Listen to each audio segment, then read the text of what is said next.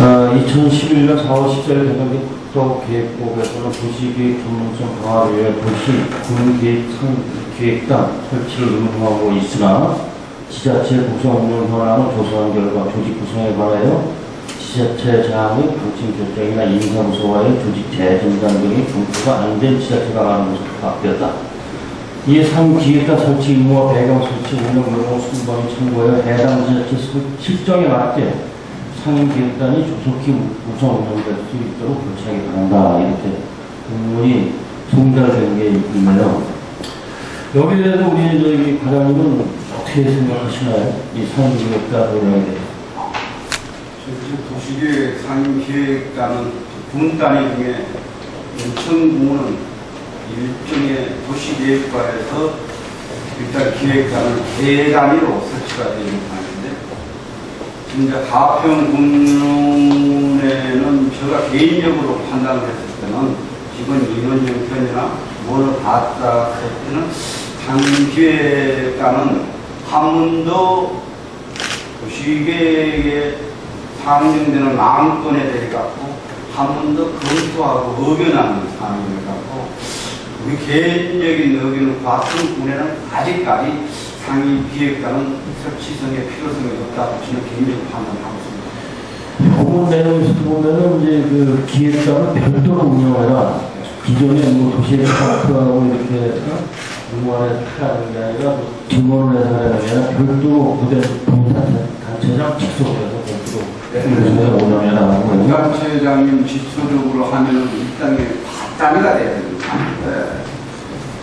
가평군 형평상에 지금 다시 열천 모양으로 도시계획과 밑에다가 상임기획단을 낸다면 검토 의견이 도시계획에서 검토하는 의견이나 상임기획단에 검토하는 게 다 과장성이 오는 거니까 저희들이 별로 실효성이 없다고 보거든요.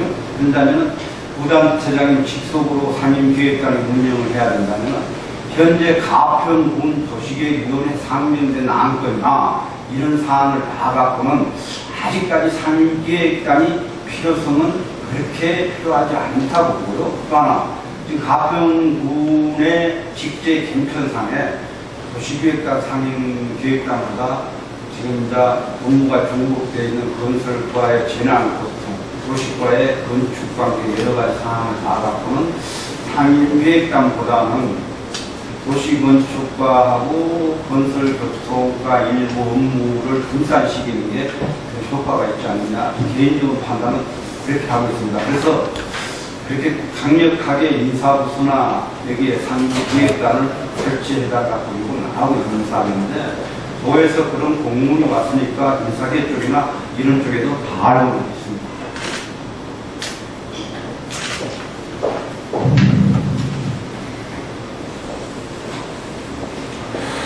네, 설명 잘 들었습니다. 과장님하고 제가 평소에 조직에 관한 생각하는 부분하고 완전히 비슷하네요. 그렇지만은 가평군이 도시화되는데 좀 속도가 늦지만은 뭐 전철역이라든가 동규부여되는 부분들이 많이 변천을 하면서 집단 주택이라든가 도시계획, 도시계획 이런 것이 앞으로 많은 업무가 늘어나려고 예측되잖아요.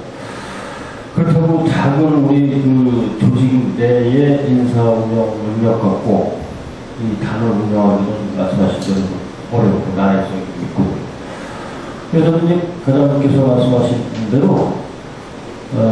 건설교통과하고 또 도시과하고 물론 인사부서에서 어떤 직능이나 어떤 직제에 대해서 용역이나 연구가 있어야만 가능한 부분이고 협의가 있어야 돼야만 가능한 부분이겠지만 양과를 통합해서 전문화 시켜서 분류할 필요성이 있다고 봅니다. 건축민원이라든가 도시민원이라든가 그런 식으로 건설과하고 해서 양분화해서 다시 한번 분위기자를 해볼 필요가 있다. 그렇게 생각이 듭니다. 대한민국으로 생각하시는 것 같습니다.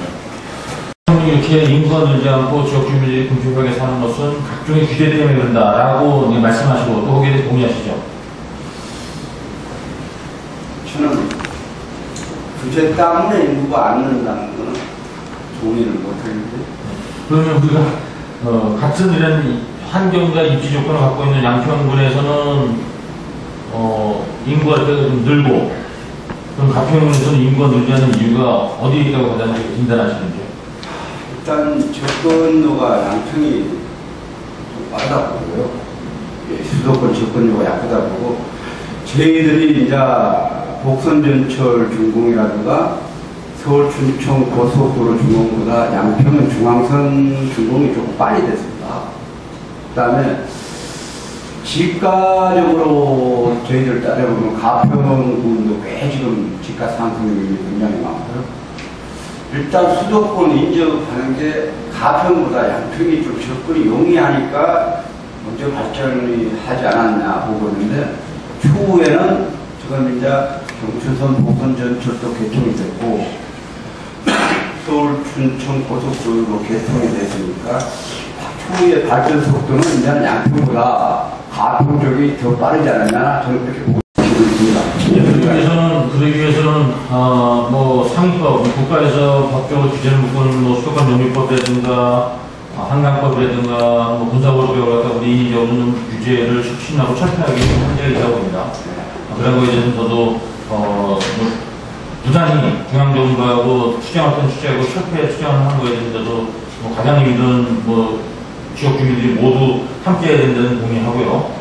그럼에도 불구하고 이제 가평에는 저는 또 다른 행정의 규제가 있다고 봅니다. 그것이 뭐냐면은 작년 그 하반기부터 과장님하고 조시원축과 우리 기자님들하고 팀장하고 수없이 대화했던 어떤 그 행정의 또 다른 규제, 뭐 단순히 말씀드리면은 뭐 지금 산지법에, 모법에, 상위법에 경사도가 20%가 잡혀 있는데도 불구하고 지침을 다 규제한다든가, 아니 토지 분할 같은 것들도 자유롭게 뭐 법에 보장되어 있음에도 불구하고 뭐 조례를 제정해서 그것을 뭐 규제한다든가, 아니면 아까도 이제 그 민원공사과도 또 말씀드리면 뭐 행정의 서비스의 원스톱 서비스가 원활하게 되지 않다 보니까 뭐 양평 같은 소리 한답니다. 내가 너 양평 허가과 생산해줘 사업소 가량하고 통화해갖고 홍천 허가과 가량하고 통화해봤는데 양평에 허가는 준다고 그러고 가평에 허가하는데, 그건 뭐 동의하면서 말씀드리는 건 뭐냐면,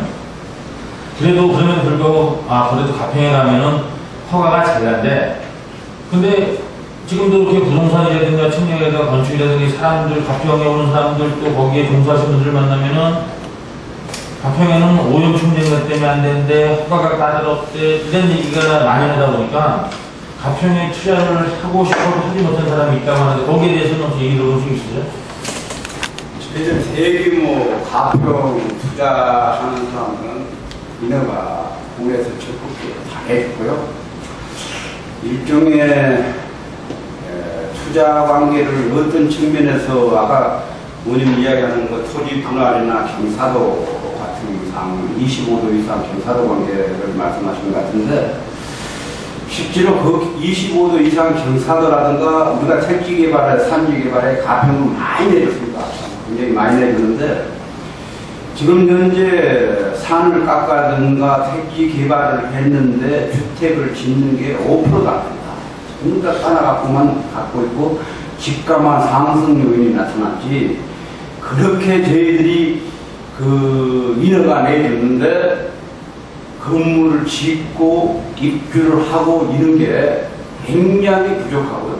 또 인허가 지금 현재 부동산 거래가 잘 안 되고 또 자금을 갖고 있는 분들이 잘 안 푸고 하니까 토지 매매가 잘 안 되고 하니까 먼저 허가만 받아놓자, 집값만 상승시켜 놓자 하는 사람도 굉장히 많고요. 실제로 가평에 들어와서 실수요자 살고 있고 실수요자가 가평에 들어온다는 거는, 제가 이제 도시건축과 2년 있다가 허가가하고 합한 지가 지금 다시 1년 6개월 되는 상황인데, 실제로 불가 반려된 건수가 별로였습니다. 저희들이 일부 불가 반려되는 건수는 이제 부금수님까지 올라가고 허가는 제 정결사항인데, 지금 직원들이 불가 반려 결제를 받기가, 허가 받기가 더 힘들어요. 저희들 저한테도. 그런데 지금 현재 뭐 설계 사무를 쓰든가 국토의 계획 및 이용에 관한 법률 시행령이 지난 4월 27일자로 개정이 됐습니다. 알고 계시죠? 변경된 그 내용을 보면 시행령 제42조 2항의 규정이 개정이 중요하다고 판단되고 개정이 됐어요. 그 제2항에서는 지방자치단체의 장은 법 제48조 제3항에 따라 도시군계획시설 결정이 고시된 도시군계획시설 중 설치할 필요성이 없어진 도시군계획시설 또는 그 고시일로부터 10년이 지날 때까지 해당 시설의 설치에 관한 도시군계획시설 사업이 시행되지 아니한 그 시설에 대하여 장기 미집행 도시 군계획시설 등의 전체 현황, 현황이라는 시설의 종류, 연경 및 설치 비용을 포함해서 그 현황과 장기 미집행 도시 군계획시설 등의 명칭, 또 고시일 또는 변경고시일, 위치, 규모, 미집행 사유, 단계별 집행계획, 대략 보면 교통사진 또는 항공사진 및 해당 시설의 해제에 관한 의견, 그 밖에 지방의회 심의의결 필요한 사항을 내년 지방의회 정례회의 기간 중에 보고를 하도록 변경을 해놨습니다. 그냥 알고 계시대요. 그래서 제3항에서는 지방자치단체의 장은 제2항에 따라서 지방의회에 보고한 장기 미집행 도시군계획시설 중 도시계획 군계획시설 결정이 해제되지 아니한 장기 미집행 도시군계획시설 등에 대하여 최초로 지방의회에 보고한 때부터 2년마다 지방의회에 보고를 하도록 되어 있습니다. 본 시행령이 이제 4월 달에 개정이 됐으니까 지금 2달이 경과가 됐는데 제3년도 제2차 정례회의가 7월 20일까지 계획이 되어 있습니다. 네, 개정된 내용에서 보고해야 될 사항을 혹시 이번 1차 정례회의 기간 내에 보고를 하실 수 있는지 한번 말씀해 주시면. 저희들이 이제 2015년도까지 나누고 이제 보고하게 되는데요. 지금 현재 1차적으로 아까 보고드린 대로 과학평균, 기본계획, 관리계획 지금 용역 중에 있어갖고 저희들 이제 이 시행령 개정 사항을 지금 도시계획기관이 파악을 해갖고 지금 검토하고 있는데요. 올 후반기 하반기 2차 정례회 때 2차 정례회 때부터 보고할 계획을 지금 수립을 하고 지금 작업 중에 있습니다. 그래서 저희들도 장기 미집행 시설이 진짜 필요한 시설에 대해 갖고 장기 미집행 시설에 대해 갖고 지금 용역회사에서 파악을 하고 있는데 대책도 같이 수립해서 보고를 해야 되니까 올 후반기 10월달 정례회부터 보고할 계획입니다. 지금까지의 공군부의 이전과 관련된 아까 보고사항은 자세히 들었습니다만 현재 국방부와 협의된 내용대로 이제 추진을 한다면 결국 우리가 양육받는 재산의 가치보다도 거의 배에 가까운 이제 적자를 보게 되는 그 현상이 발생된 거죠. 그래서 이제 우리가 받는 돈이 80억까지는 이제 받는 것이고 시행을 하려다 보니까 380억에서 200억 가까이 이제 손해를 본다는 거 아는데 일부 이제 좀 이렇게 확정된 정도는 아니지만 글로벌 정부에 의하면 시행 방법을 조금 개선을 한다면 380억에서 270억까지는 가능하다라는 그 의견이 이제 일부 좀 들었습니다. 그렇다면 적자 폭이 90억 정도가 되는데 그렇다면 이 가평군의 종합적인 그 발전과 우리 참 13만 가평 시건설 목표를 맞추려고 한다면 90억 정도는 부담을 하면서라도 추진해야 되지 않을까 이런 생각을 한번 해보게 되는데 그에 대한 말씀을 한번 해주십시오. 저희는 380억을 설계를 갖고 1차, 2차, 4형태 방공포 이단하고 협의를 했습니다. 1차, 2차, 3차까지 했는데 이건 얼마 다 절차. 또 하나 우리가 어떻게 180억의 토지값이 180억밖에 안 되는 게 380억을 투자한다면 우리가 의회 승인도 못 받을 정도로 기부대 양도 사업의 취지도 맞지 않느냐고 해서 저희도 국방부 시설단하고 검토를 같이 했습니다.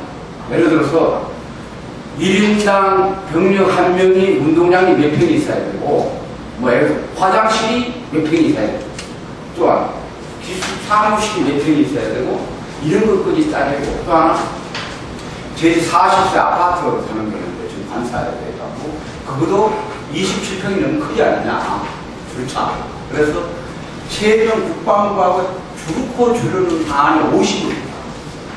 그럼 50억 같으면 330억 330억이라도 150억이 차이가 나서 그러면은 여기에 대해 갖고 다 국비를 좀 해달라고 논의에 들으니까 이거는 이제 추후에 지금 우리는 그걸 모르지만 반은 국비라고 반은 국비로 하는 게 어떠냐는 의견도 나와는 상황인데 근데 이제 또 반을 군비로 갖다 대는 것도 문제점이 있거든요.